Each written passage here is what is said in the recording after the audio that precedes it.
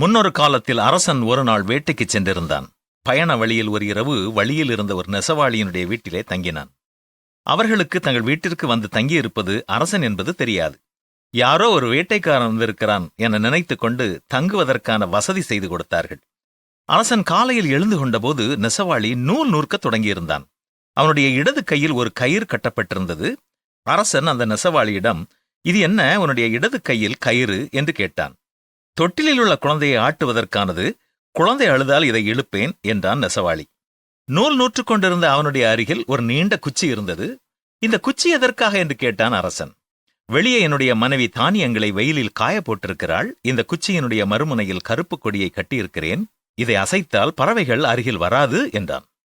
அந்த நெசவாளி தன்னுடைய இடுப்பில் மணிகளை கட்டியிருந்தான். "இந்த மணிகளை எதற்கு கட்டியிருக்கிறாய்?" என கேட்டான் அரசன். "வீட்டில் ஒரு எலி இருக்கிறது. அந்த தொல்லையை சமாளிக்க இந்த மணியை ஒலித்தால் போதும், அது ஓடிவிடும்" என்று பதில் சொன்னான்.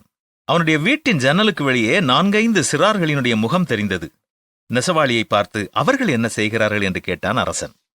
"நூற்பு வேலை செய்து கொண்டிருக்கும் போது வாய் சும்மாதானே இருக்கிறது. அதனால் அவர்களுக்கு எனக்கு தெரிந்த பாடங்களை நடத்துகிறேன். அவர்கள் வெளியில் இருந்து கேட்டுக்கொள்வார்கள்" என்றான். "அவர்கள் ஏன் வெளியே இருக்கிறார்கள்? உள்ளே வரலாம் தானே?" என்று கேட்டான் அரசன். அதற்கு நெசவாளி சொன்னான், "அவர்கள் காதுதான் நான் நடத்தும் பாடங்களை கேட்கப் போகிறது. ஆகவே அவர்களை என்னுடைய வீட்டிற்கு முன்னால் உள்ள மண்ணை குலைத்து தரும்படி செய்திருக்கிறேன். என்னிடம் பாடம் கேட்கும்போது அவர்கள் காலால் சேற்றை குலைத்துக் கொண்டிருப்பார்கள்" என்றான்.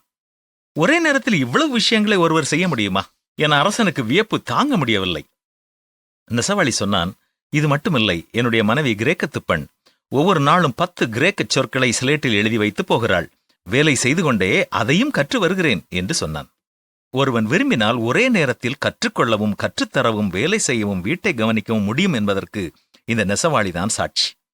நமது சோம்பேறித்தனத்திற்கு காரணம் சொல்லிக் கொண்டிராமல் தொடர்ச்சியான உழைப்பினை தந்து தோல்விகளை துரத்துவோம். சோம்பற்கையால் வேலை செய்கிறவன் ஏழையாவான்.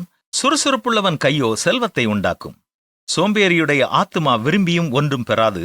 ஜாக்கிரதையுள்ளவனுடைய ஆத்துமாவோ புஷ்டியாகும் என்றுதான் வேதமும் நம்மை எச்சரிக்கிறது.